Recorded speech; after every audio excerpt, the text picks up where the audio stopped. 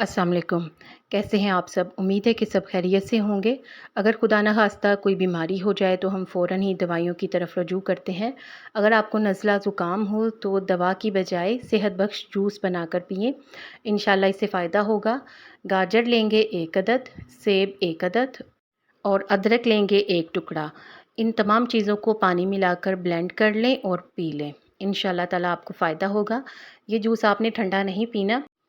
अगर खून में ख़राबी हो जाए यानी जिस्म में फ़ाज़िल और फ़ासद मादे जमा हो जाएँ, तो इनको दूर करने के लिए, जिस्म की सफ़ाई करने के लिए जो हम जूस बनाएँगे उसके लिए गाजर लेंगे 1 अदद, चुकंदर 1 अदद, सेब 1 अदद और पुदीने के चंद पत्ते इसमें शामिल करेंगे। इन तमाम चीज़ों को थोड़ा-सा पानी डालकर ब्लेंड कर लें और पी लें। इंशाल्लाह ताला आप इससे अपने आप को बहुत हल्का-फुल्का महसूस करेंगे।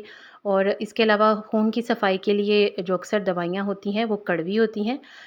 ये मीठी और सेहत बख्श दवा होगी।